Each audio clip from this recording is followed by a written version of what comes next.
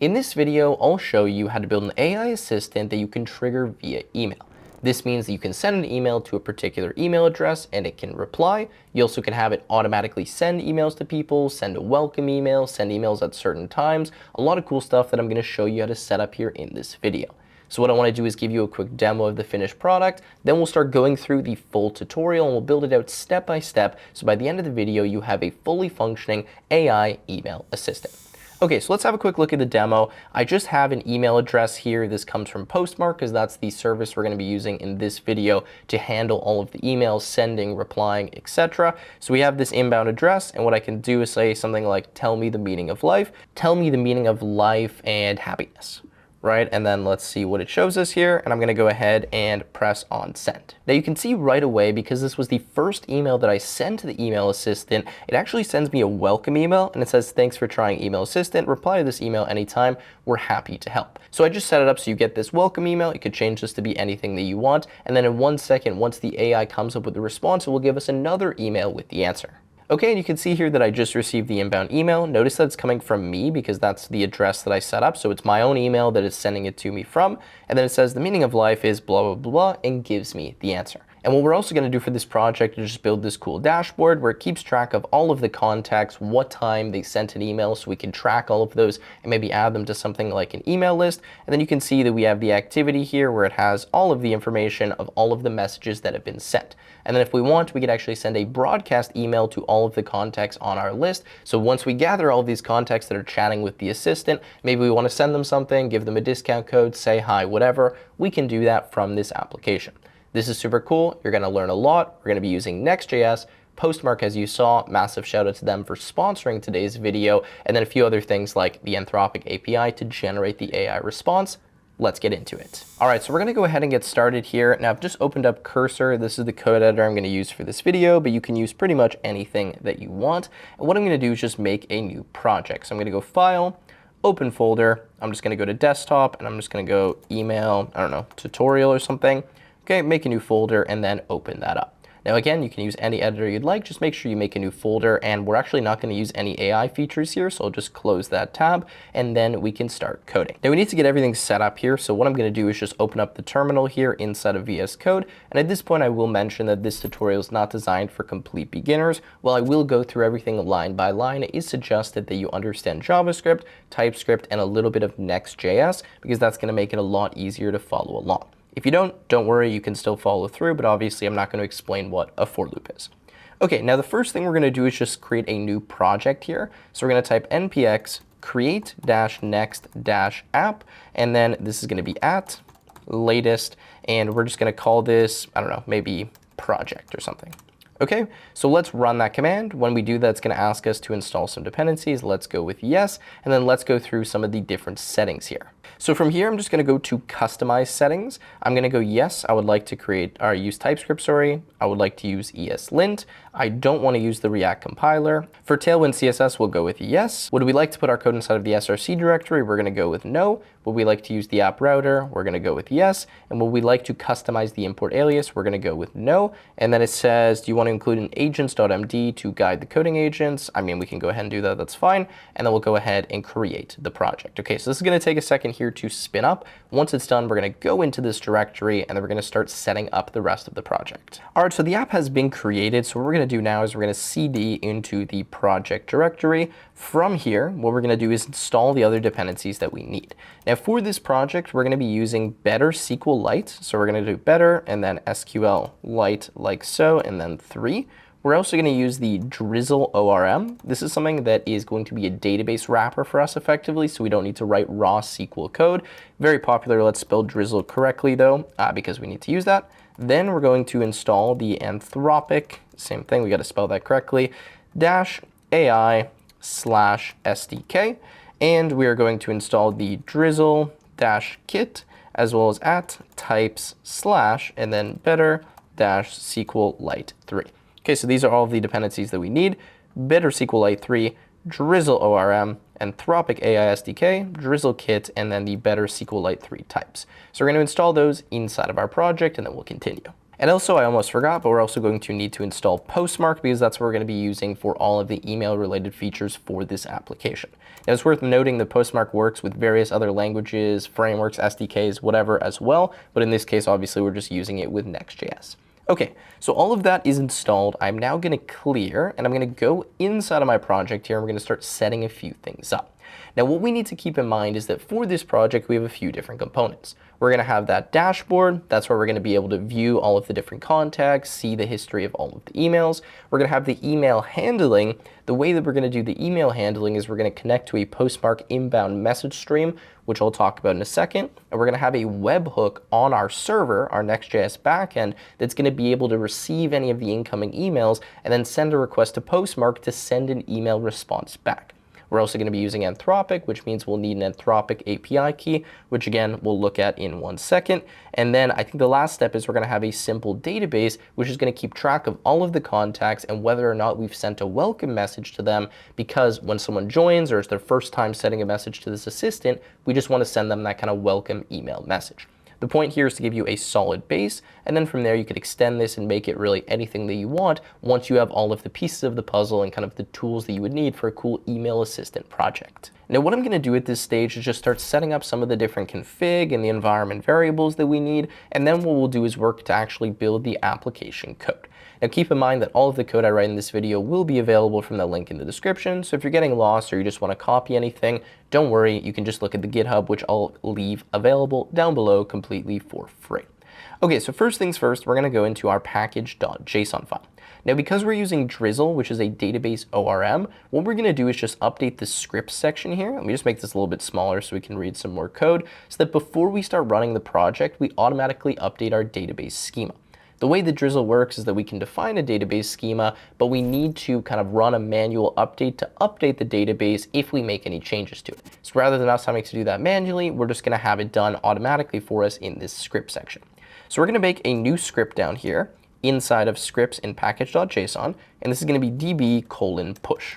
Okay, now from here, what we're going to do is just say drizzle-kit and then push.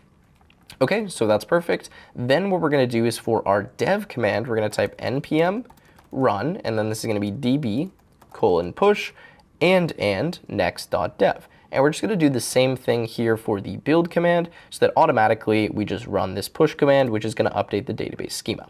Okay, so we're going to have npm run db::push and next build. Okay, that's it. So that's all we need to adjust for the scripts. Now we're going to make a new file inside of the root of our project, and this file is going to be called drizzle.config. And then this is, I believe, ts. Okay, now inside of this file, we're just going to put a very basic config to define the location of our database. So we're going to say import, and then this is going to be define config. Okay, you can see the AI is giving me the response here from Drizzle kit. And then what we can do is export default define config. We're going to specify the location of our schema, which we're going to change here in just 1 second to be /, and this is going to be lib, and then /db.ts, which is a file that we'll create in 1 second. We actually don't need this out file, so we'll just remove that. Okay, then where it says driver, we're actually just going to change this to say dialect, okay? And for the DB credentials, we're going to change this from db.sqlite to be emails.db because that's the file that we want. Okay, then we're going to take the drizzle.config. We're just going to make sure it's inside of the project because I had it in the wrong directory there. And then we're good to go, and we've defined what we need for the database. Okay, now last thing, we're going to make another new file in here, and we're going to call this .env, and we're going to start putting in some environment variables that we're going to need for this project. So the first environment variable we're going to need is the Postmark server token. Okay, so server underscore token like so. We also are going to need the Anthropic underscore API underscore key. That's for handling all of the AI operations. We're going to need the sender email, which we'll have a look at in a second. And then we're going to need the Postmark underscore welcome underscore template underscore alias, because in Postmark, we can actually create email templates that we can send. That's the welcome email that you saw. So we're going to specify that here in a minute.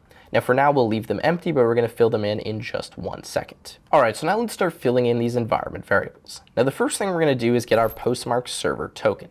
Now, as mentioned, I teamed up with Postmark for this video, but they are free to use. You can create a free trial, see if you like them before you commit to anything further, but they are one of the best email delivery services that's very easy to set up from a developer perspective, as you're going to see in this video, and I'll walk you through all of the core features that they have as we go through and we start implementing them. But effectively, within all of the major languages and frameworks, as you're going to see, you can very easily send emails. You're not going to get blocked when you send the emails. They're not going to be going to spam, and you're going to be able to send all different types of emails like transactional emails, broadcast emails, and then even have the inbound message stream, which is what we're going to set up here to be able to actually receive the emails and then send the message back in, our kind of AI email assistant. So what I'm going to do is leave a link to this in the description. You can create a free account here, and then once you've created your free account, you should be brought to a page that looks something like this. So you want to find servers in your Postmark dashboard. From here, what we're going to do is create a new server. Now for this server, just give it a name. In this case, I'm going to call it Email Assistant. You can give it a color code if you want. And then what we're going to do is just put it in the live mode for now because we actually want to use this. If you were just purely testing it, you could go in the sandbox mode. Okay, so we're going to go with Create Server. From here, you're going to see that once you make the server, you're going to get a few different message streams here. Now, I just want to quickly explain what these message streams are. Now, the broadcast stream is when you're sending a broadcast or a batch of emails to a ton of different people. So for example, every Monday at 9 a.m., I want to send an email to my newsletter, for example, then I would use a broadcast stream. The transactional stream is used when you want to send an email based on some kind of event. So for example, if someone signed into the website, or if someone's card got declined, or if their payment's coming up, then you would use the transactional stream. And then the inbound stream, pretty straightforward, but that's what you're going to be using when you want to actually receive emails from someone. Now, once this server is created, we're going to go to API tokens here, and we're going to copy this server API token. Make sure you don't share this with anyone. What we're going to do then is go back to our code, and we're going to paste that here for our Postmark server token. Now, we'll deal with the template in 1 second, but for now, we're going to stick with that. Now, one thing to keep in mind here is that in order for this to actually work effectively for us, we do need to set up a verified sender signature. Now, this is the email that we're going to be sending emails from, and that we could, if we wanted to, receive emails from as well. So we're going to go to Sender Signatures here. Now, from here, what we're going to do is add a domain or signature. Now, if you're using your own custom domain, you may want to add the entire domain, and this means that you can actually set up to send with any email address from that particular domain. Otherwise, what you can do is just send with a single email address, like you could use a Gmail, you could use anything that you want effectively. So what we're going to do for now, just because it's simpler, is I'm going to go with the add sender signature rather than adding the domain. For the from email, I'm just going to put my email, which is tim@techwithtim.net, and then we'll just put the name, which is Tim Rasika, and then same thing with the reply to email. You can make it different, or you could just leave it the same, and you can add a note if you want so you can remember what this signature is. Then we're going to go ahead and press on Create Signature, and from there, what you'll see is that it actually sends us an email to this address. What we're going to do is go find that email and then just verify our email address, and then we should be good to go. So you can see that this is the email that was received, so I'm just going to press on Confirm Sender Signature. From here, it's going to bring me back to the Postmark page, and then we're good to go, and we can now use this to send out the email. Now, if you're going to be sending tons of emails, it is better to add a custom domain here and to configure the DNS settings here. We don't need to do that for this tutorial, so I'm going to skip it for right now. But again, if you're going to use this in production and send hundreds of thousands of emails, you probably want a separate domain, and you want to go through this process and verify everything, especially if you want to receive mail to this particular address. For now, this is just going to allow us to send emails. If you want to receive emails, then I believe you need to verify this. Okay, so now we're going to go back to servers. We can go back into our email assistant, and at this point, we can just leave this page open, but we're pretty much done. Now, the next step from here is we want to go and get an Anthropic or Claude API key. So what I'm going to do is just go to the Anthropic console. You can just search it on Google. You're looking for platform.claude.com. From here, you will need an account. You will need a credit card enabled. This is not going to cost you a lot of money, so don't worry too much about it. And what we're going to do is just go and create a new API token. Now, it looks like they've changed this page quite a bit, but if you go under Manage and you go to API keys, you should be able to create a new one. So I'm going to go create new key, and I'm going to go email assistant like so, and then add. And you can see even when I was testing for this video, it cost me 3 cents, so don't worry about it too much. Okay, so now I'm going to copy the key. I'm going to go back. I'm going to paste it here. Obviously, don't share that with anyone. I will delete it after the video. Now, from our environment variable file, we're also going to specify the sender email that we had. So in my case, it was tim@techwithtim.net, but you can change this to be anything that you want, obviously, and whatever you verify. And then for the Postmark welcome template alias, we can actually just put welcome for right now because that's what we're going to call the template, but we'll create that template in a little bit. Okay, so at this point, we have everything pretty much set up in our project. We have the scripts, we have the database config, we have the environment variables, and we can start writing some code and start building this iteratively. Okay, so what I like to do when I'm building out applications is start by stubbing them. What that means is creating all of the individual files that we're going to need, and then we can fill in the files one by one so we kind of know how the pieces connect before we start just coding everything out. So we have this app folder, we'll keep that there, but then we're going to create a few more directories. So not inside of app, but inside of project, we're going to create a folder called components. This is where we're going to put a few React or Next.js components. We're also going to make another new folder, and we're going to call this lib, and then we'll have one more, and we're going to call this styles. So you should have styles, lib, components, and app. These are the 4 main directories we're going to work inside of. Now you also see this public directory. You can leave the files here if you want, but I'm just going to delete them because we don't actually need them for this project. Okay, now first things first, let's talk about the styles. Now I'm not really in the mood to write a massive amount of CSS, and I imagine you guys probably aren't as well. So what I do in all my tutorials is I just leave all of the completed style sheets at the link in the description in the GitHub repository, and you can just copy them directly in here, and then we'll name the components appropriately so they have the right class name, so it just links up with the styles that are already written. Feel free to write your own styles or skip that step, but what I'm going to do at this point is I'm just going to copy in 4 style sheets into into this styles folder, sorry. So we have base, index, tokens, and UI.css. They're not too large, but you can see there are quite a few styles. So what I would suggest doing is just copying these. Again, you can find them from the link in the description. You can just go in the styles directory in GitHub, download these 4 files, and then just add them to your local codebase.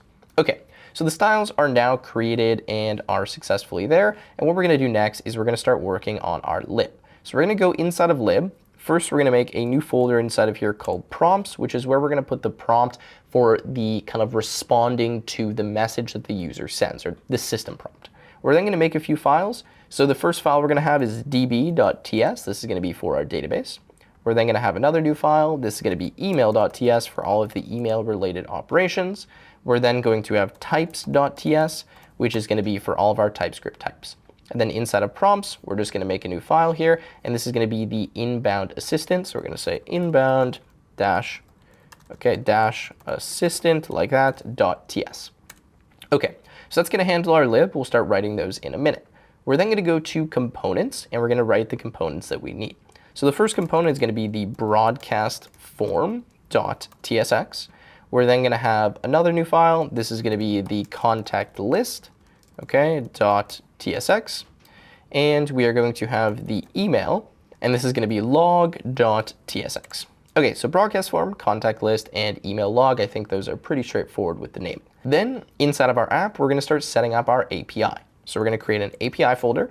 We're going to create another new folder called actions, and inside of API, we're going to make a new route, so not new file, but a new folder called inbound. Now, if you're unfamiliar with Next.js, the way that this works is that when you have an API folder, when you go to the /API route and then / whatever this folder is, so in this case it's called inbound, it's going to automatically route to run the code inside of a file called route.ts. So inside of route.ts, we're going to create what's actually the inbound webhook. So anytime an email is sent to that email address that I'm going to show you in a second in Postmark, it will be forwarded to our application, where our application can handle, process the email, and then send a response back. Okay, and then the last file we're going to need is going to go inside of actions, and inside of actions, we're going to call this the broadcast.ts. Okay, then I'm just going to delete the global.css file because we don't need that. We already have it defined in our styles directory. All right, so I'm going to close all of these for right now. These are all of the files that we're going to need. And what we're going to begin with is just by writing everything inside of lib. So these are the core components that we kind of need for our application. And then once these are defined, we have the database set up, we can start handling the inbound webhook. I can show you how to receive the emails, respond to the emails, then we can build up the user interface. And again, we'll build it piece by piece. So we're going to start inside of db.ts. This is for defining our database. And we're going to start with our imports. So we're going to import drizzle. Again, we got to spell that correctly, from, and this is going to be the drizzle orm/better SQLite 3. We're then going to import the database. You can see that the AI is doing a lot of the work for me here. So I'm going to say import database from better SQLite 3. We're then going to import the SQLite table, as well as text and integer okay, from the drizzle ORM / SQLite core. We're then going to import, and this is going to be EQ, ASC, and DSC, so equals, ascends, and descends from the drizzle ORM, because we're going to need to be able to sort emails and contacts in a minute. And then we're going to import some types that we'll actually define right now before we go any further. Okay, so let's actually go to types.ts. I think it's going to make sense to start with this because there isn't any dependencies, and then we can go back to the other files. Okay, so here's going to be all of the TypeScript types that we need. So we're going to say export type, and this is going to be inbound payload. Okay, and this is going to be equal to an object, and from here we're going to specify all of the details that we'll receive whenever a new email is sent. Okay, so whenever someone sends us an email, this is the data we'll have access to. So we're going to have from, this is obviously the sender. We're going to have from full, and this is going to be email string, and then name string. Okay, same thing. Then we're going to have to, and this is going to be a string. We're then going to have the subject. This will be a string. We're going to have the text body. This will be a string. We're going to have the HTML body. Okay, body like that. This will be a string as well. We're going to have the message ID. Okay, colon. This will be a string. We're going to have the headers. Okay, and this is going to be name, string, and then value, string, and this is going to be an array. Okay, so that's going to be our inbound payload. Now again, this is what's received when a new email is sent to us. Next, we're going to move on and we're going to write the message log row. So we're going to say export type message log row. This is the type we're going to use when we are logging different messages that were sent or received. So we're going to have an ID. This will be a number. We're going to have a thread ID so we can keep track of the thread, which is going to be a string. We're going to have a role so we know whether it was a user, okay, or an assistant. We're going to have a content, which will be the string, and then we're going to have the created at, which will be a, not number actually, but a date. Okay, so that's going to be the message log row. We're then going to have the contact row for storing the contacts. So we're going to say export type contact row. This is going to be ID number. We're then going to say email string. We're then going to say display name, and this is going to be string or null. We're then going to have the welcome sent at, and this is going to be the date or null. And then we're going to have the created at, which is going to be the date, and the updated at, which will be a date as well for our contacts. And notice with our contacts, we want to determine, okay, did we send them a welcome message or not? Because if we sent them a welcome message, then we don't need to send it to them again. Then we're going to have an export type, and this is going to be a broadcast, and then contact. And this is simply going to be email string, okay, and then display name, which will be string or null. Okay, the broadcast contact is just something that we'll use when we're sending emails for the broadcast. We're almost done with this file. We're going to go export type. Last one is going to be the broadcast. So let's spell this correctly, broadcast state, which is equal to, and this is going to be error, question mark, colon, string, because is there an error or not? We're not sure. Success, same thing, okay, with a string, and then sent count, question mark, colon, number. Okay, so that's going to determine was the broadcast successful, essentially. We'll use that in a minute. And then the last thing we're going to have is export type, and this is going to be the assistant reply email parameters so that we know what we need to send here. We're going to say this is to string. We're going to say subject string.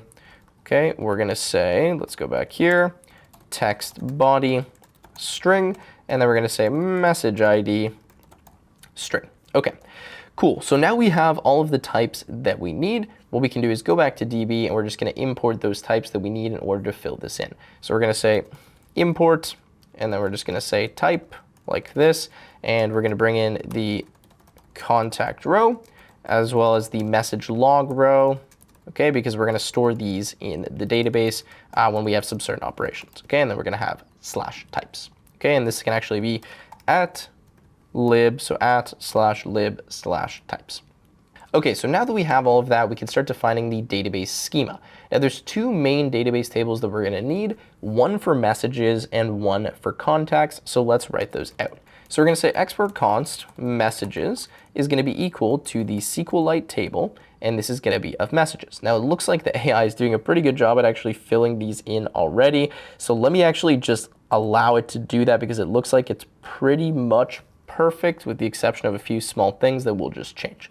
Okay, so for the message table, we're going to have an ID. This is going to be an integer of field ID, primary key, auto increment true, meaning it's automatically going to increment the ID for us. We're then going to have thread. This will be of type text, which is thread ID and not null. Okay, correct. We're going to have role. This is of type role. However, we're going to make this an enum. So we're going to say enum, and then we're going to have a list, and we're going to say user colon assistant like so. And then same thing, that's going to be not null. Then we're going to have content, text, content, not null, perfect. And then we're going to have created at. This will be an integer, created at. Mode will be timestamp. Same thing, it'll be not null. And then default, we'll actually not put SQL here. We're going to put a JavaScript function. So we're just going to put a function and then go new date like so. Okay, so I think that should be okay, but I need to put this as default function and just put a $sign like that so that it matches the correct syntax. Okay, so default function, new date, we're good to go, and that is our messages table. Next, we're going to have the context. So we're going to say export const, contacts, same thing. Let's let the AI do some work here. So we're going to have SQLite and then contacts. We're going to have an ID, an email, a display name, welcome sent at, created at, and then updated at. Let's run that, and I think we are good to go again with the exception of this where we just need to change the default function. Okay, so let's just go through this quickly. ID looks correct. Email, that looks correct. However, we also want to make sure that the email is going to be unique, so let's add that field. The display name, we can just go text display name. It could be null, so I'm going to remove this here and allow it to potentially be null. We're going to have welcome sent at, same thing, this will be an integer. However, I'm going to remove the not null and the default because it's possible that we haven't sent the welcome message at all. So let's make sure we get rid of that. And then for created at and updated at, this is correct. It just is the same as what we had for messages. Okay, so now we have our contacts and we have our messages DB. Now what we're going to do is we're going to actually set up the database. So we're going to say const SQLite is equal to new database, and then this is going to be emails.db. From here, we're going to say SQLite.pragma, okay, and we're just going to go in quotes, and we're going to say journal _ mode equals WAL. Don't worry too much about this if you haven't seen it before. It's just for storing records for the database.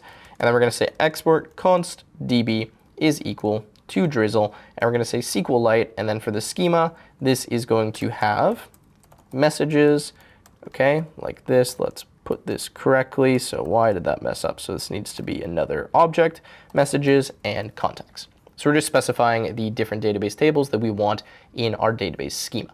Now, because we're using Drizzle and Drizzle Kit, this is going to allow us to automatically create the database whenever we run the code. So if we do npm run dev to run the development server, then it will automatically essentially see this, update the schema, push the changes, and we are good to go. Okay, so let's keep going here. I just want to write some other operations that we're going to need in this database file just to get them out of the way, and then we can move on to handling the inbound webhook. So first things first, we're going to say export async, and then this is going to be function save message. Now to save a message, we're going to take in a thread ID, which is going to be a string.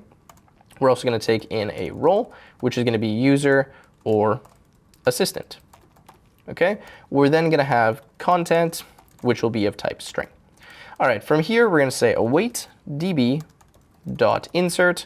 We're going to insert into messages because that's the name of our table. And the values that we're going to insert is going to be the following. So we're going to insert the thread ID, the role, and the content, and we can remove that. And we just need to spell assistant correctly so that we get rid of this type error. Next, we're going to have a function that gets the recent messages. So we're going to say export async, and this is going to be function get recent message log. Okay, this is going to have a limit, which will be a number, which is equal to 200. And this is going to return a promise.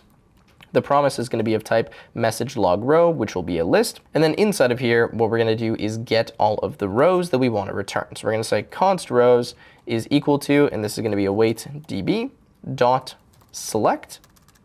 When we select, what we're going to do here is select the following. So we're going to say ID, and this is going to be messages.id.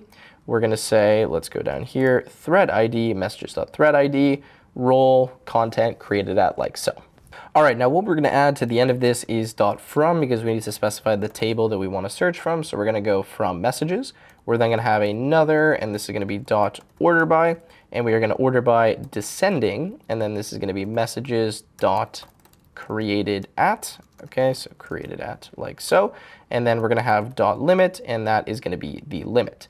Now the AI has already gone ahead and filled in the rest for me, but effectively what we're going to do is we're going to take the rows and we're now going to map them so that we just get the values that we care about in an object. So we say rows.map, and then we have ID, thread ID, role, content, and created at. We return that, and that's going to give us our message log row for the recent message logs. Okay, so that's going to handle that function right there. We're now going to move on to the next function, which is going to be to update the contacts. So we're going to have a function. It's going to say export async function. This is going to be upsert.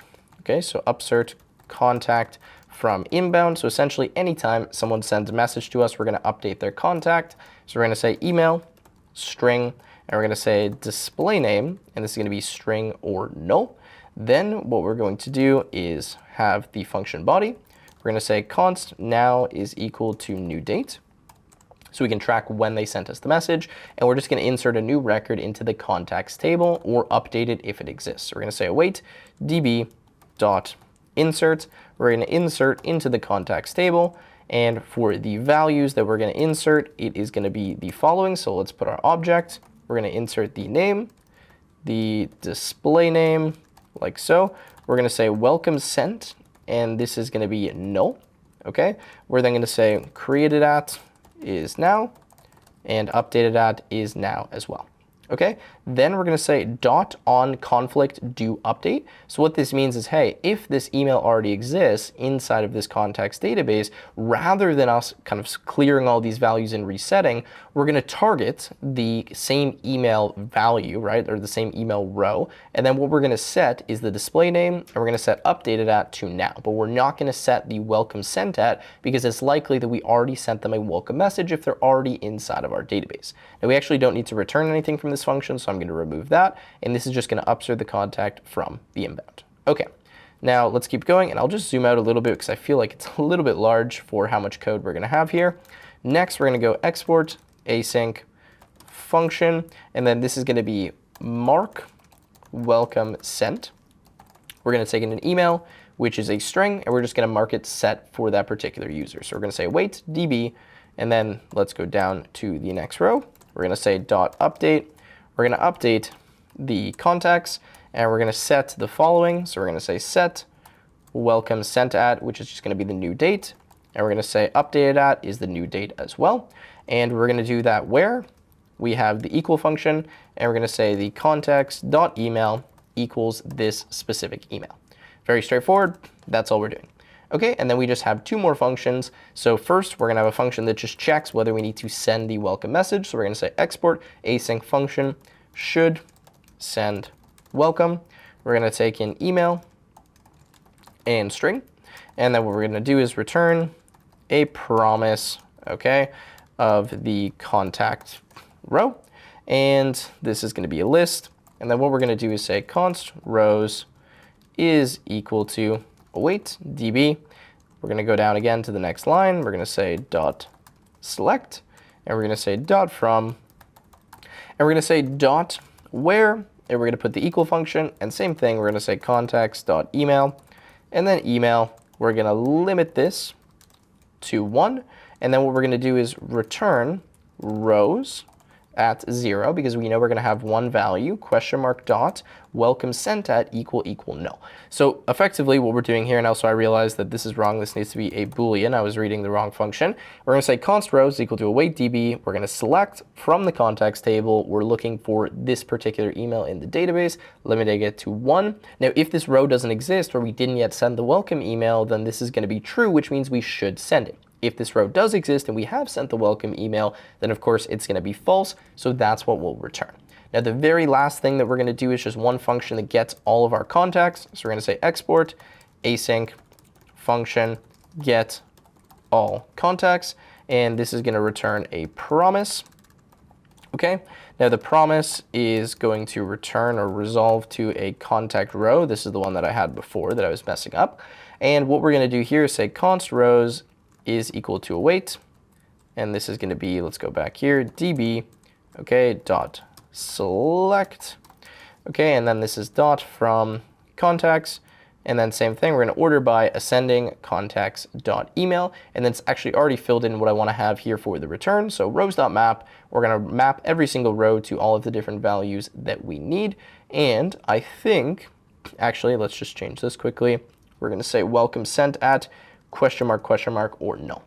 Okay, so that looks good to me. That's everything that we need. So we have a function to get all the contacts. Should we send the welcome email, mark the welcome email as sent, upsert the contact or update if it doesn't exist, get recent message log, and save messages. So that's all of our database operations that we're going to need. We don't need to touch the database file anymore. We've specified the types. Now what we want to do is handle the inbound email. Let's deal with that first, and then what we can do is go over and start handling the UI, the dashboard, all of that fun stuff. Okay, so we're going to go to our email.ts file, and we're just going to start setting up what we need to load Postmark. So we're going to import the server client as well as the templated message from Postmark. Okay, then what we're going to do is say import, and we're going to import type, and this is going to be the assistant reply email parameters as well as the broadcast content from, and we need to make sure we do the correct import, so it's going to be at, and then this is /lib/types. Okay, then what we're going to do is we're going to define our Postmark client. Once we define that, we're then going to write the inbound webhook. We'll deal with the AI stuff after. So we're going to say let client, and then this is going to be the server client or null equal, let's type this correctly, equal null, okay? And let's spell server client correctly as well. Then we're going to have a function. You're going to say export function get Postmark. And what this is going to do is return a server client. And we're going to say if, okay, not client. Then what we want to do is say const token is equal to process.env dot, and this is going to be the Postmark server token that we defined earlier. Now it's actually again filling in the rest. So we're going to say if not token, we're going to throw a new error saying Postmark token is not sent. Otherwise, we're going to specify the clients. We're going to say client is equal to new server client, and then we can simply return the client, but we're just going to do that down here. So no matter what, they get a return value. Okay, so that's it. So all this is going to do is it's just going to look for the Postmark server token. Once we have the Postmark server token, we're good. We can just create a new server client from Postmark here, which is going to allow us to receive emails, send emails, all of that fun stuff. Okay, and then we're just going to do one more function while we're here, and we'll come back to it later. So actually, we'll just say function, and this is going to be require sender. This is going to return a string, and what this is going to do is say const from. And then same thing, I'm going to look in my process.env. So I'm going to say process.env.sender email. And I'm going to say if there's no sender email defined, then we need to throw an error because we need that environment variable sent. Again, we'll use this in a minute, but effectively we're just checking to make sure that we have the correct values inside of our environment variable file. Okay, so that's that. Now we're going to go to our app, our API, and our inbound route. Now this is where we can kind of start handling the fun stuff where we can receive the inbound email. So in order to receive the inbound email, we essentially need to create an API endpoint. This is going to be a post API endpoint where we can get all of the details of an email and kind of have it forwarded to our backend server. So in order to do this, we're going to say import, okay, and then we're going to say next response from the next server.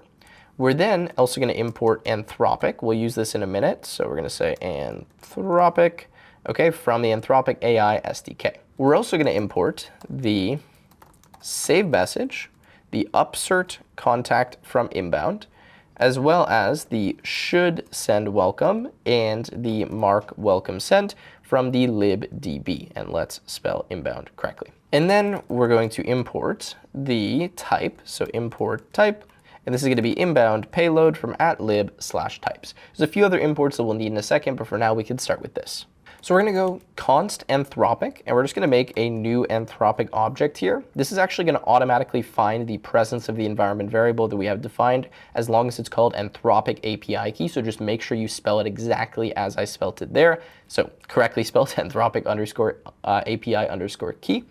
Now that we have that, we're going to make our webhook. So we're going to say export async function, and then in all capitals, we're going to call this post.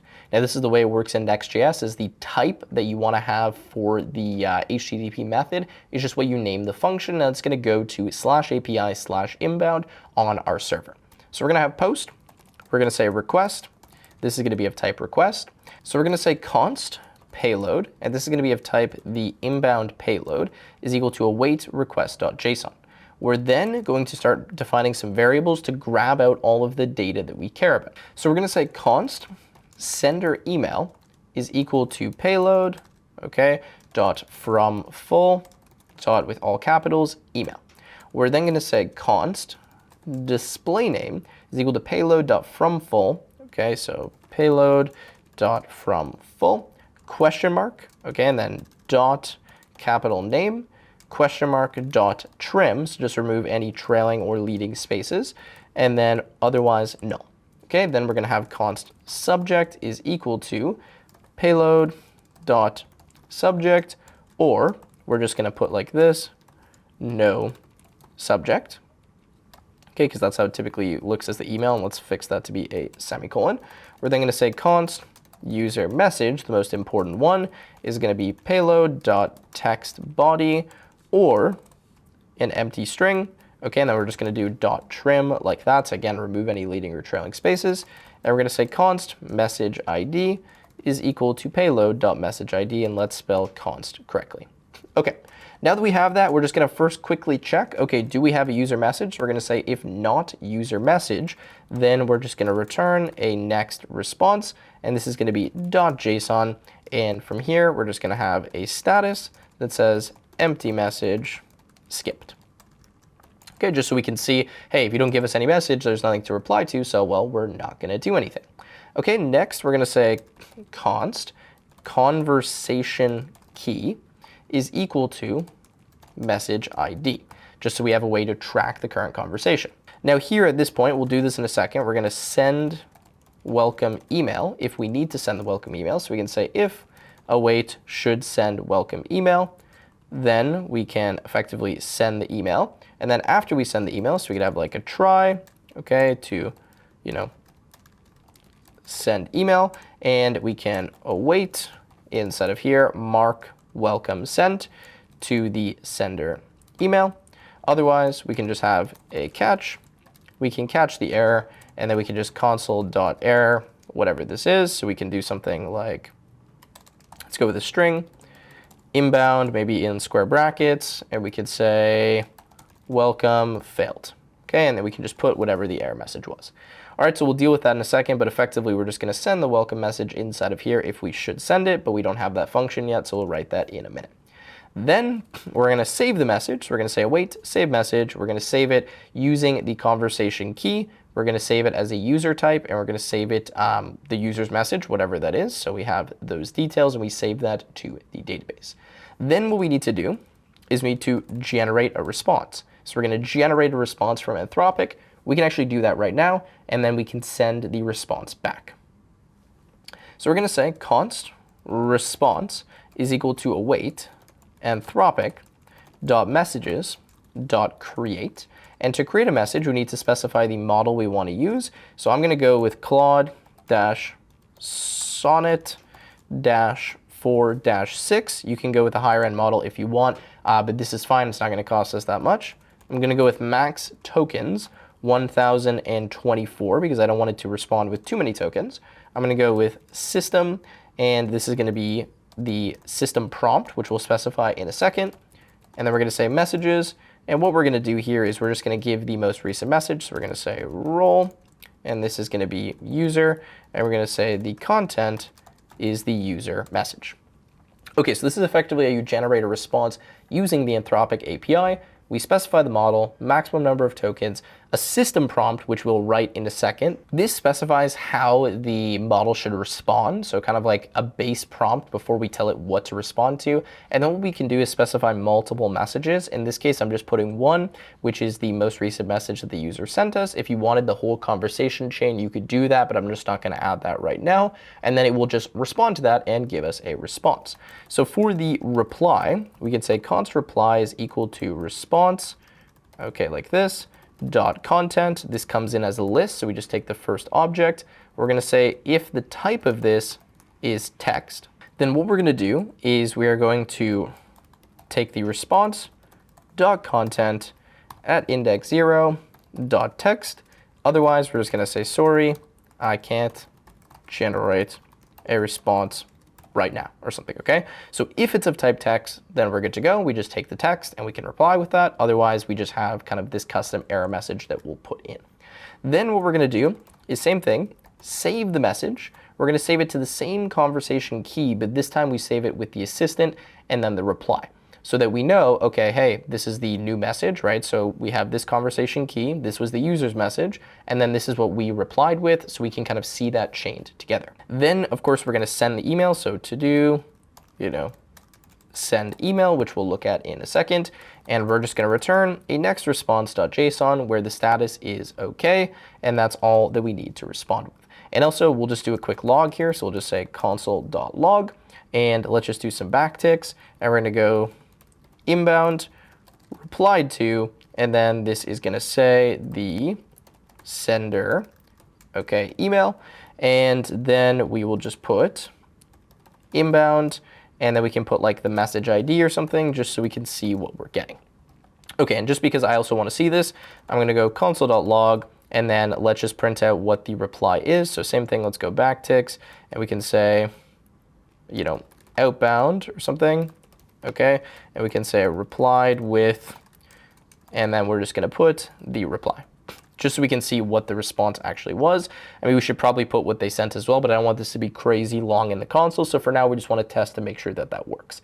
So effectively now at this point, what we have is a post endpoint where if we send a request to this that includes all of the correct details here, what will happen is we will be able to reply to that using AI. Now, keep in mind that this webhook is not protected, so we don't have any signing secret or anything along those lines, so anyone could just call this right now. Again, we can protect that using Postmark, but I'm just not going to go through that in this video. So what we need to do now is we could manually test this by just sending a post request, but what I want to do is test it using Postmark by actually sending an inbound email. Now, in order to get that to work, we need to have this endpoint actually running and available on the open internet.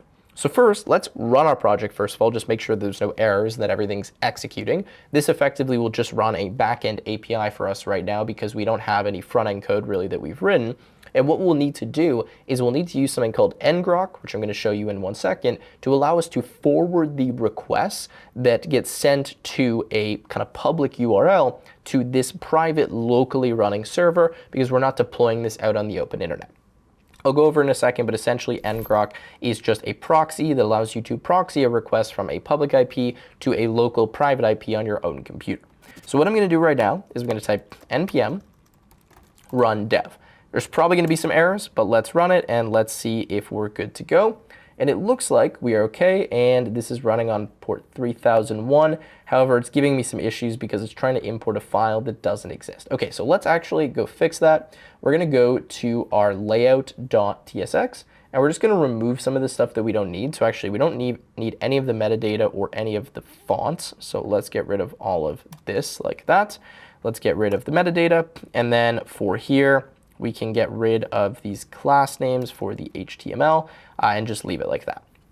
Okay, so that should be good for the root layout. Then let's go to page.tsx, and it's loading a bunch of images and stuff. So same thing, we can just kind of scrap all of this. We'll just leave the main container and go like that so that we don't have any kind of unnecessary code. And if we go back here to the browser tab in cursor, on port 3001, we can see we just get an empty page, which is totally fine.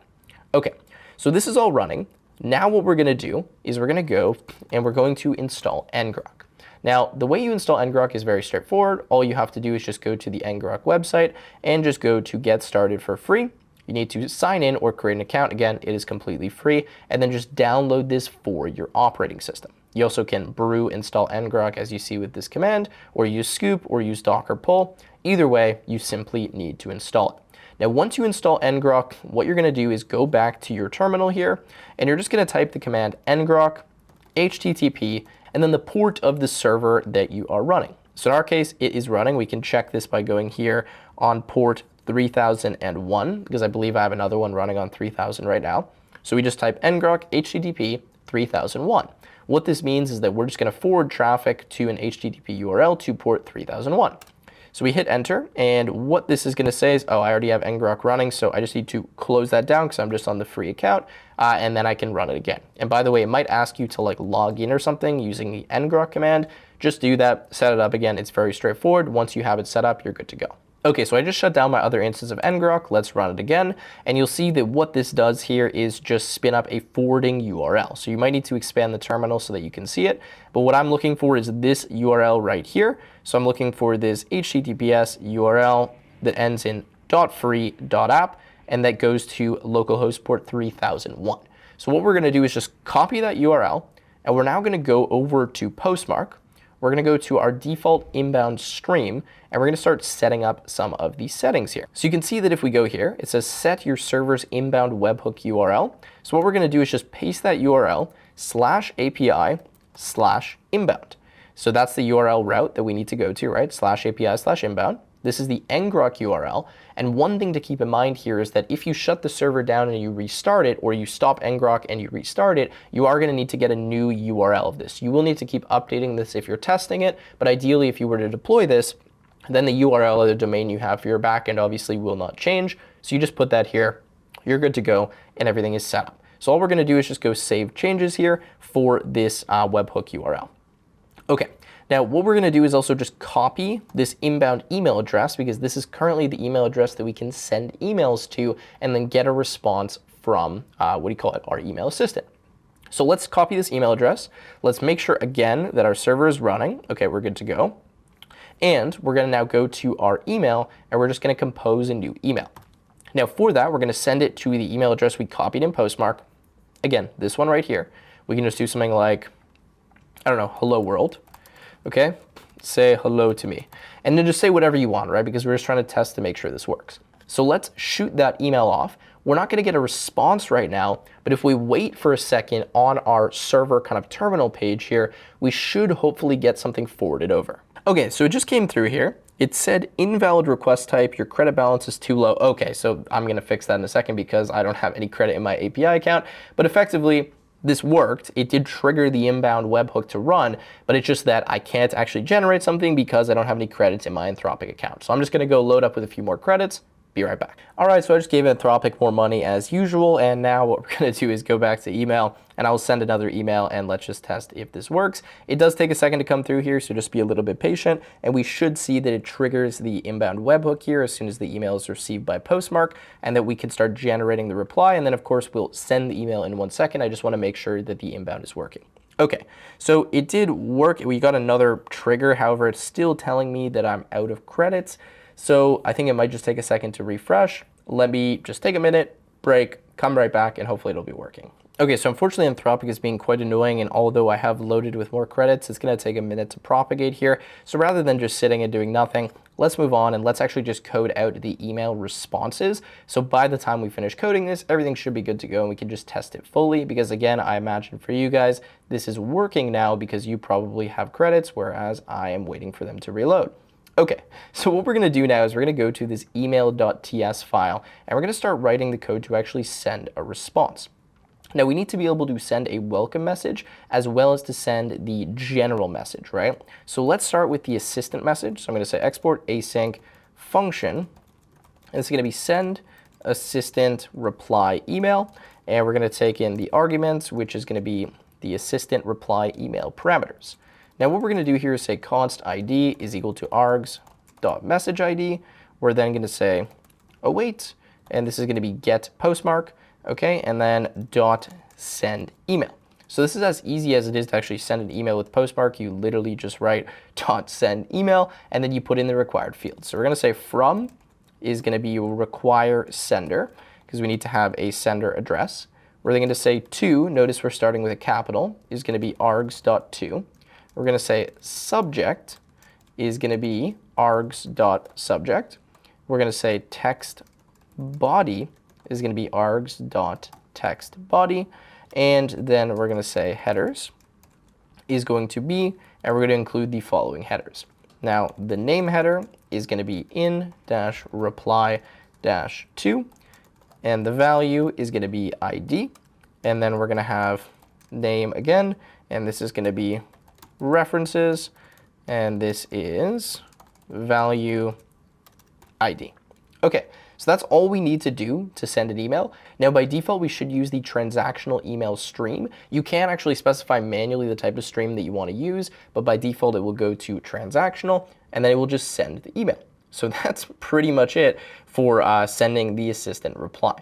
Now, as well as that, we can handle sending the welcome email. So let's go back to Postmark, because what we're going to do for sending the welcome email is we're actually going to create an email template. So if you go back to your message streams here and you go to templates, what we can do is create a new template. So a template is essentially a reusable email. I'm sure you guys know what a template is. What we're going to do is just press on welcome, but you can see there's a bunch of them here, or you can just create your own template manually from scratch. And this is something that has some dynamic variables that you can inject, so you don't need to keep regenerating the same email over and over again. You can just dynamically create them based on these custom HTML templates. So I'm going to go to welcome. For the layout, I'm not going to use a layout, but you could add a layout so that the templates are rendered within some kind of layout to keep your branding, styling, etc. consistent for your company. But I'm going to go, don't use a layout, and just press on continue. And you're going to see that it gives me this kind of like, default welcome email.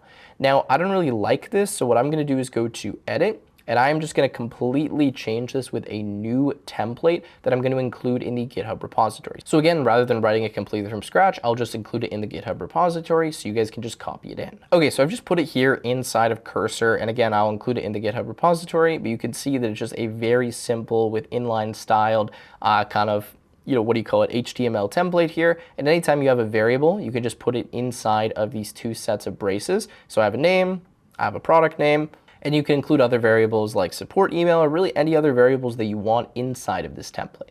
So I'm just going to copy this. We're going to go back to Postmark. And what we're going to do is we're just going to replace what was there with this. Okay, so now we have this new HTML template.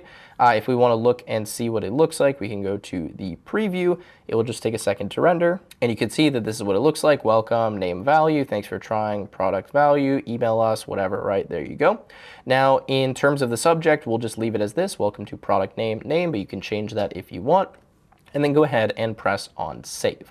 Now what you're going to look for here is the alias. So notice the alias is welcome with lowercase. We're going to have that in our environment variable. So if you remember, in our .env, we had this Postmark welcome template alias called welcome. So we just want to match these two up in case you call it something else.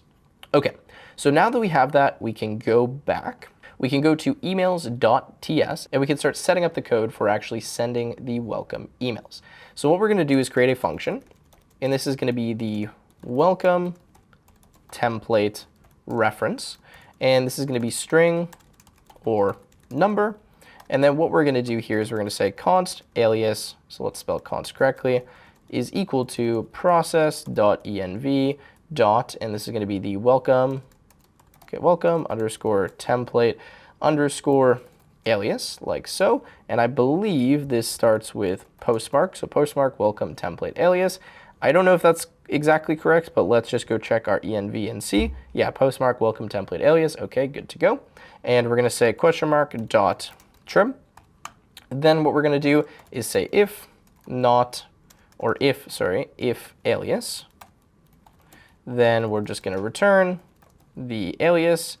Otherwise, we can just return a manual value of like welcome. Okay, or we could throw an error or something if we want, but for now, this is fine.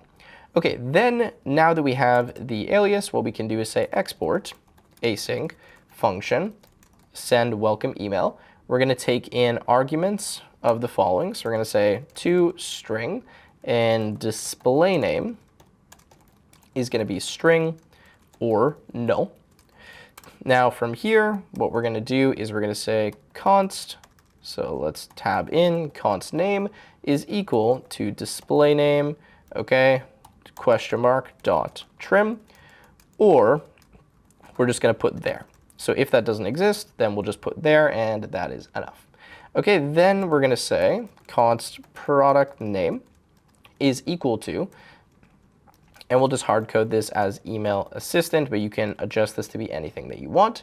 And then for the support email, same thing, we'll just hard code it, but you could change to anything you want, and I'll just go support@example.com for right now.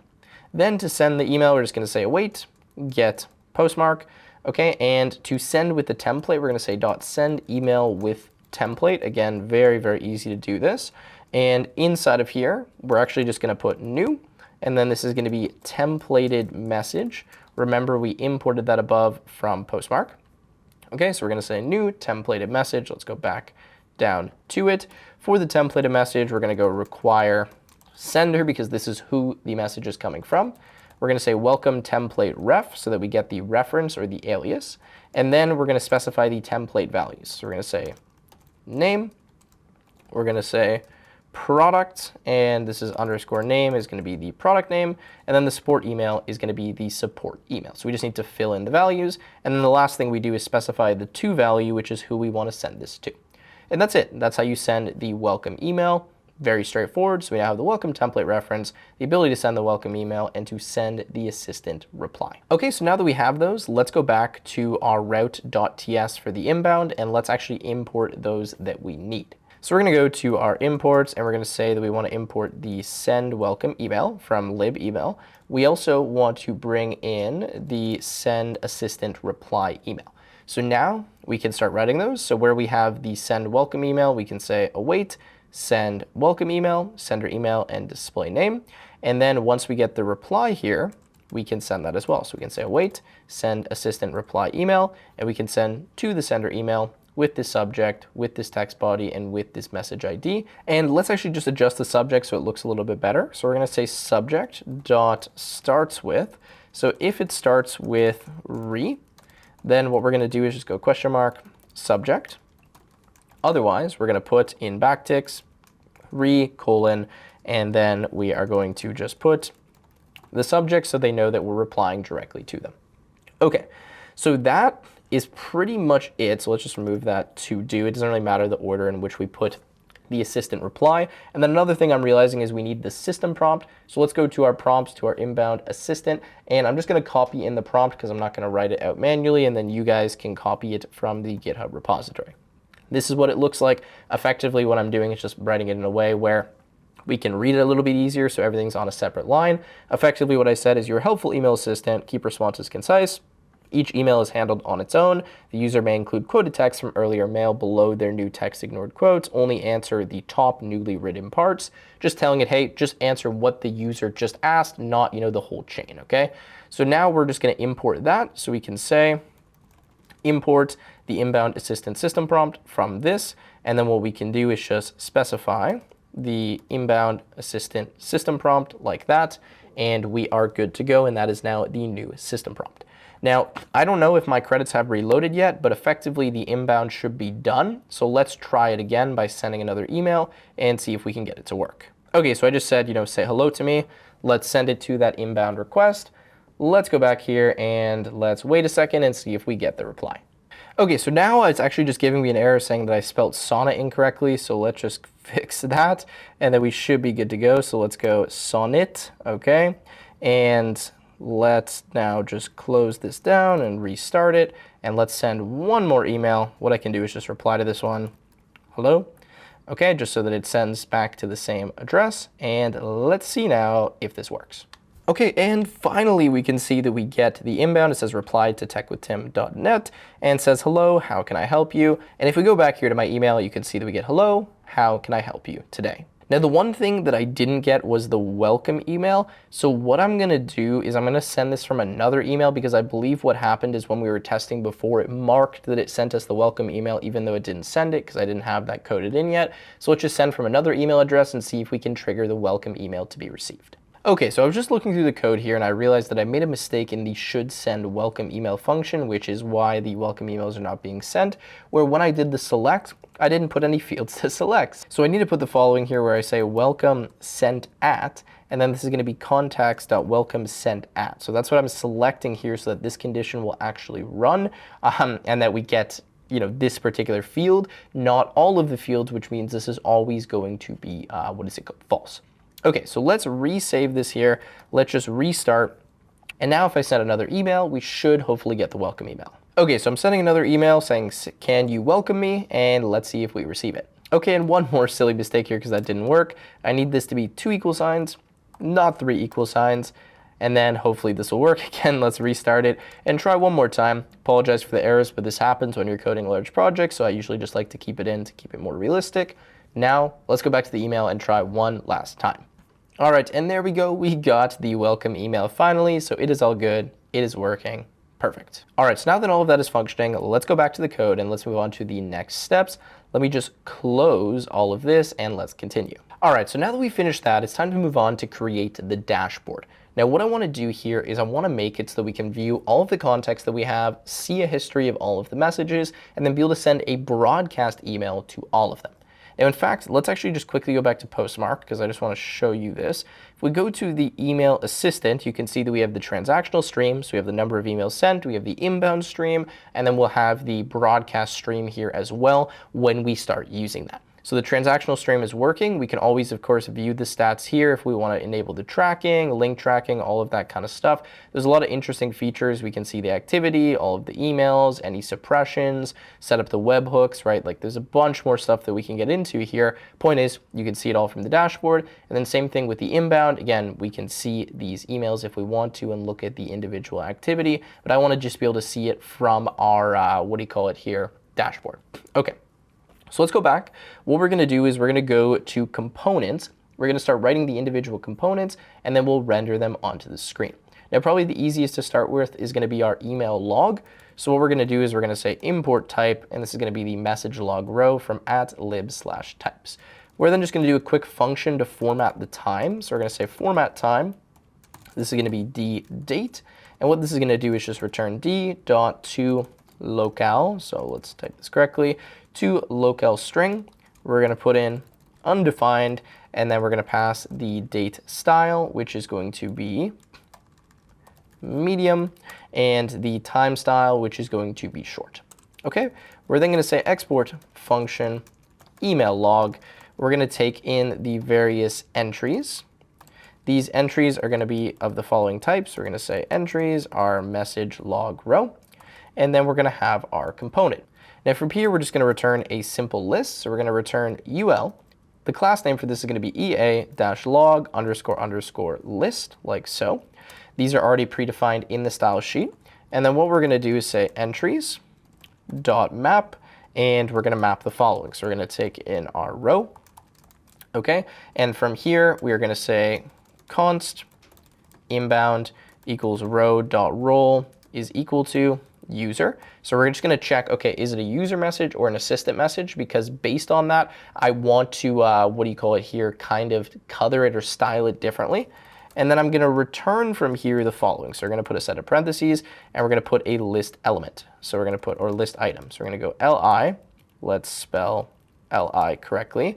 For the li, we're going to have key is equal to, and then this is going to be the row.id. And the class name is going to be equal to EA-log, and then ___ item, like so. Then inside of here, we're going to have a div. The div is going to have the class name, and this is going to be equal to EA-log ___ meta. And then inside of the div, we're going to have a span.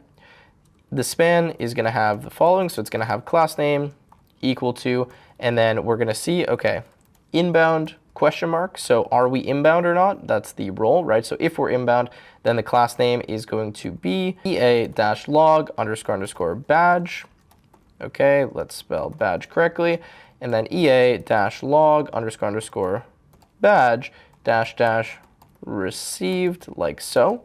Otherwise it is going to be EA-log badge and then EA-log badge sent. Okay, and let's put this on another line. Now inside of the span, we're just going to say inbound question mark. If it's inbound, we're going to say received. Otherwise, we're going to say sent. Okay, then we're going to put the time. So we're going to say time like so. We're going to say the class name is equal to ea-log__time. And then the date time is going to be row.createdAt.toISO string. And then inside of this time here, okay, so let's end the time field.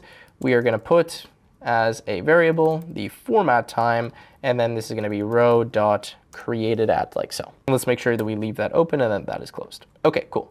Okay, then underneath we're going to have a span. For this span, we're going to have the class name is equal to the ea-log__thread.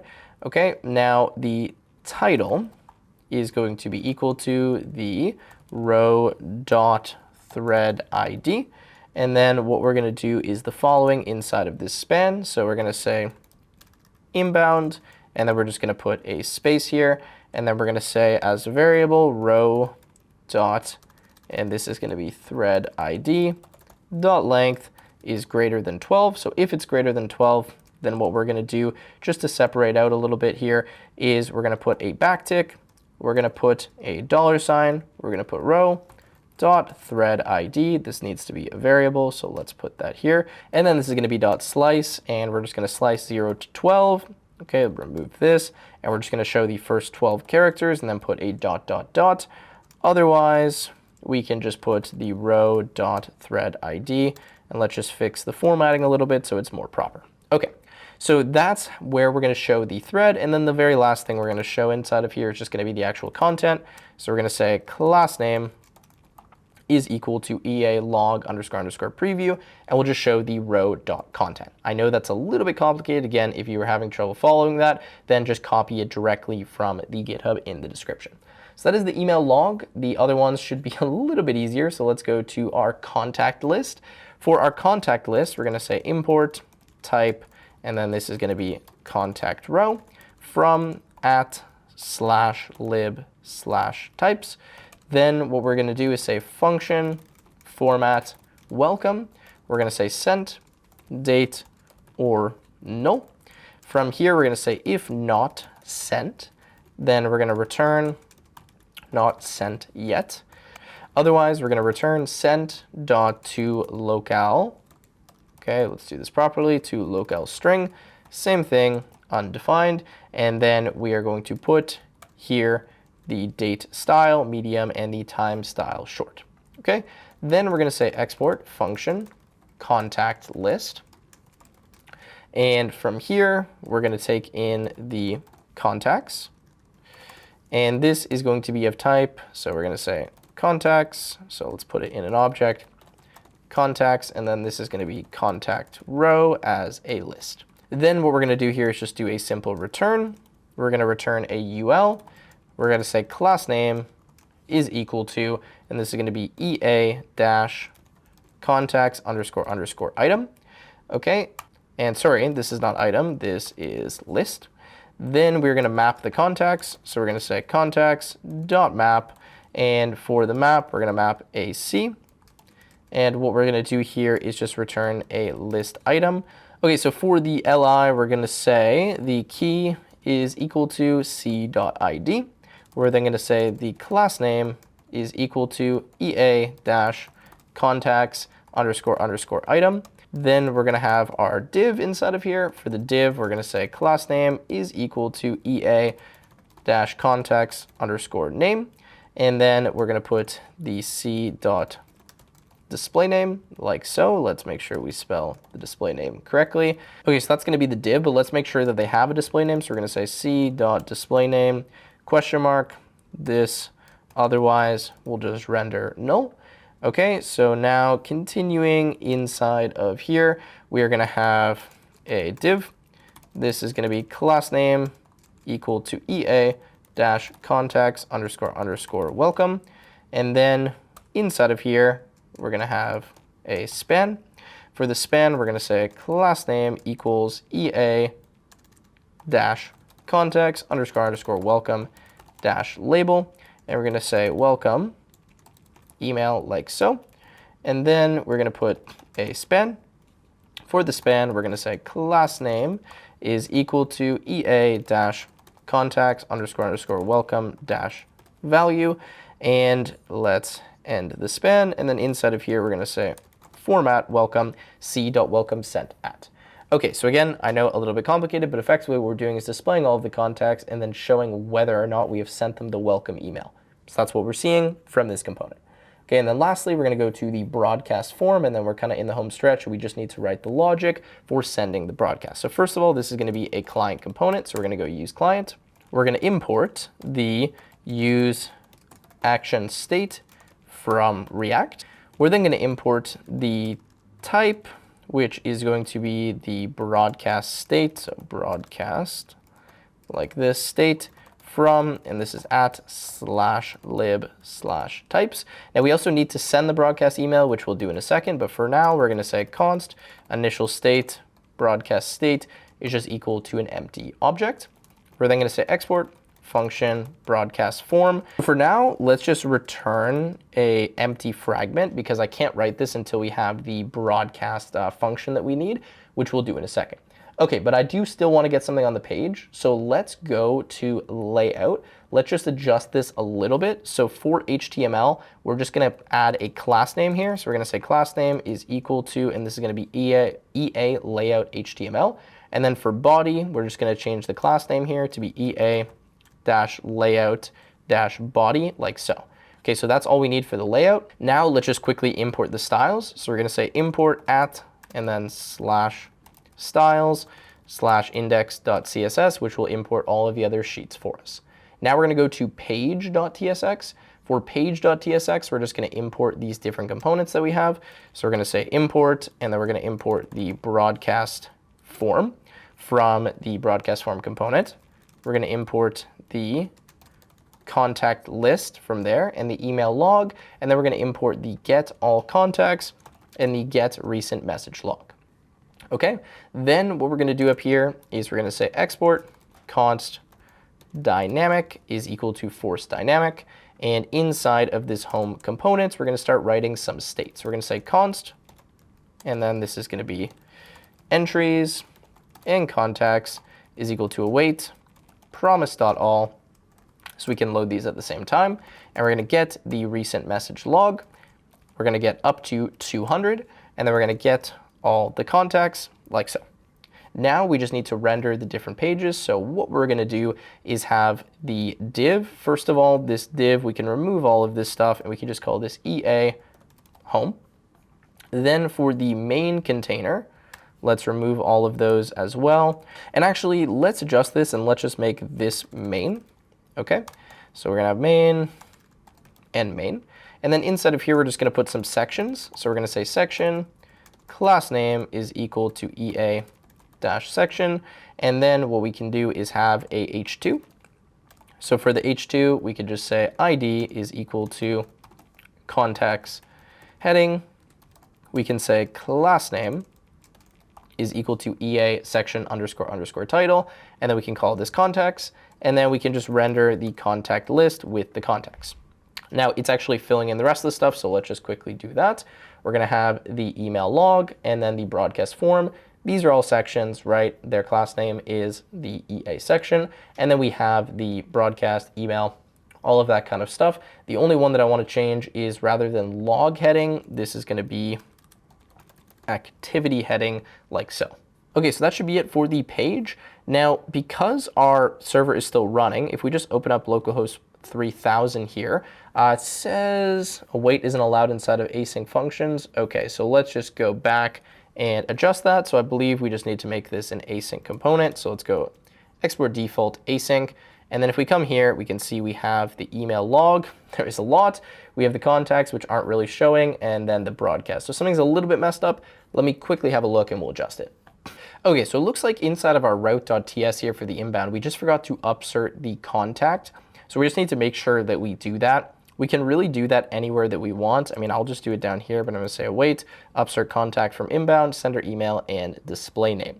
So we just have to do that at some point in the function. Now that we have that called, we will save the contacts. Before we weren't saving them, so that's why they weren't showing up. Now in terms of the email log, it's fine, but it's not looking as good as I remember it looking. So what I want to do is just look and see if maybe I made some mistake here in terms of the style sheet or the names. Okay, so I just spelt received incorrectly, so I'm just going to fix that. That's the first mistake. Okay, and there we go. That's what I was looking for. We have sent, received, sent, received, sent, received, and you get the idea. Okay, so that is the start. Now that we have that, let's move on to actually handle the broadcast form and sending the broadcast email. So to send the broadcast email, we need to go to our email.ts, and we need to write the logic for the broadcast. So what we're going to do here is we're going to say const, and then in all capitals, broadcast. So let's spell this correctly, broadcast underscore stream is equal to, and then this is just going to be broadcast like so. Then what we're going to do is write a function. We're going to say export async function send broadcast, okay, broadcast emails like that. We're going to take in our contacts, which is going to be the broadcast contacts. We're going to take in our subject, which is a string. Okay, so let's just type that correctly. And we are going to take in our body, which will be a string as well. Now this is going to return a promise, which is a number of the broadcast emails that we sent. So we're going to say const from is equal to require sender. We're going to say let sent count equals 0.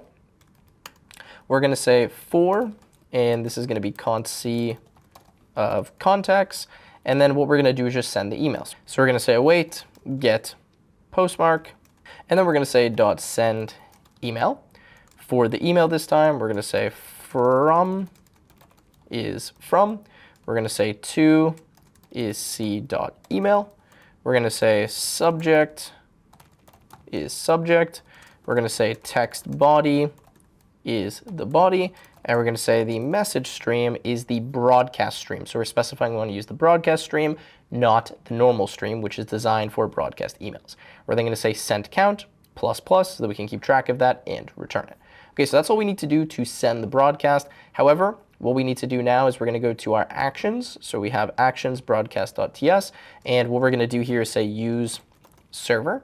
And the idea is that we'll send a request here to actually get the details from the database so that we know which contacts to send the broadcast to. So we're going to say import, and we're going to go get all contacts, from @lib/db. We're going to import the send broadcast emails, and we're going to import the type. Now it's already filling this in, but that's actually not what I want. I want export async function send broadcast. To send the broadcast, we're going to take in the previous state, which is the broadcast state, as well as the form data, which is going to be the form data for what we want to fill in with the broadcast.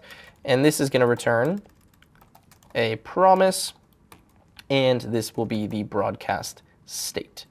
Okay, so we have that there. And we're going to say const subject is equal to string, and this is going to be form data.get subject, okay, and then we're going to say question mark empty string dot trim. We're then going to say const body is equal to string. Same thing, this is going to be form data.get body, otherwise empty, and trim. We're going to say if not subject or not body, then we're just going to return an error. So we're going to say return error subject and body are required.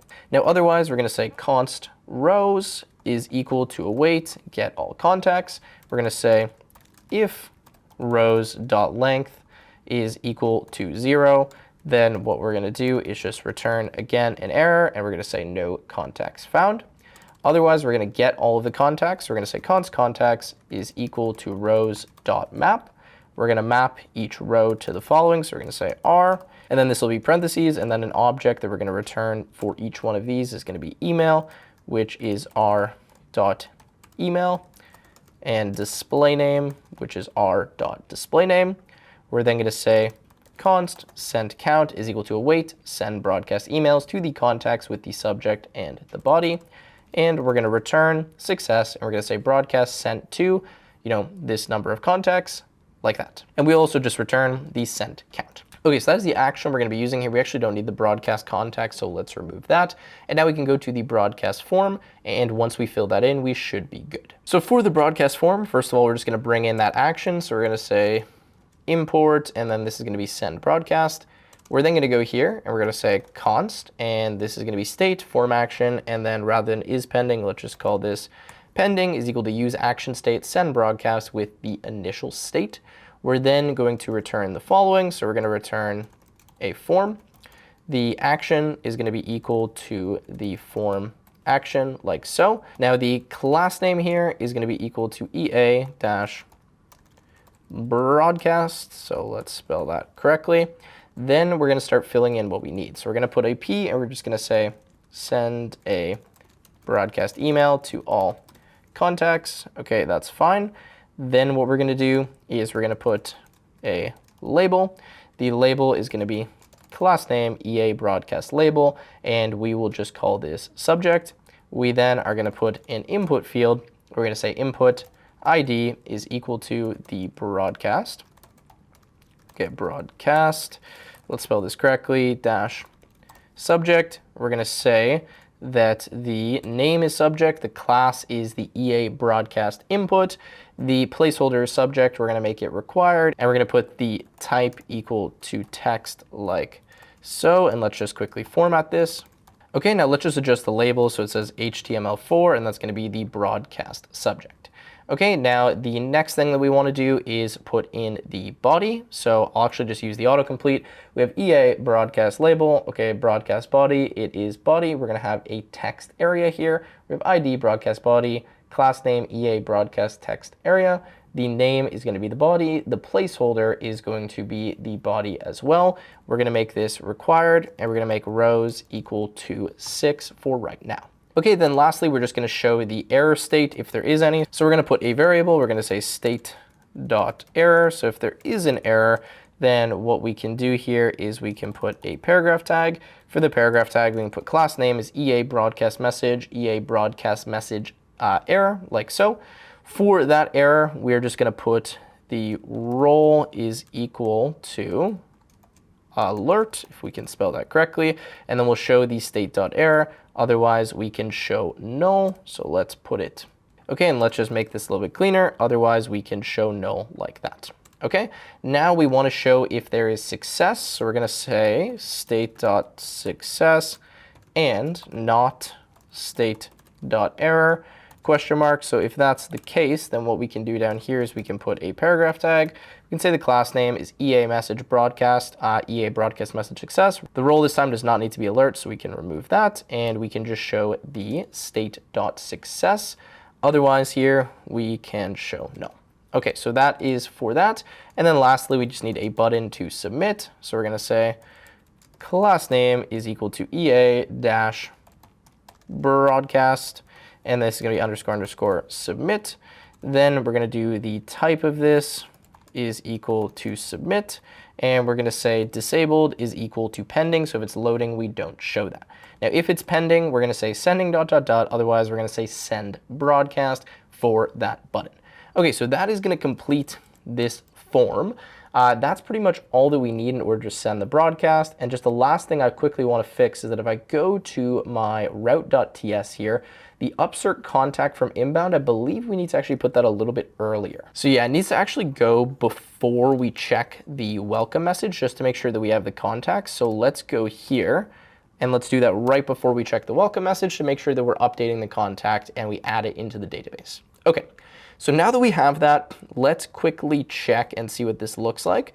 And if we scroll down, we should see the broadcast form. Perfect, so we can send something and send one. However, in order for that to work, we need a contact. Because we weren't saving the contacts before, I'm just going to send another email. We'll save the contact, and then we'll test the broadcast. Okay, we can see that a new contact was now added. You can see it shows my name. The welcome email was sent on this date. And if we go back here, I can see that I received this, and I should get the response in 1 second. All right, we can see that we got the response. I just asked it, how can I be happy? And it gave me this answer like so.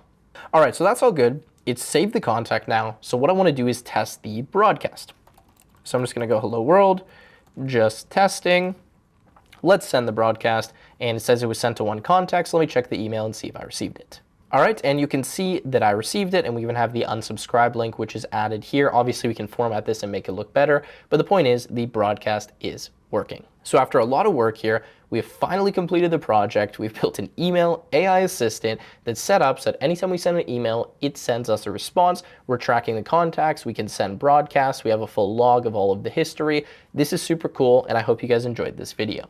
Now again, massive shout out to Postmark for making this video possible. This is like one of the easiest ways that I've ever used to send these types of emails. You can see that you can send broadcast, transactional, you can create other additional streams. You have the inbound stream, and this is just one of the best email platforms out there. So definitely make sure you check it out and use it for projects similar to this. If you guys enjoyed the video, make sure to leave a like, subscribe to the channel, and I will see you in the next one.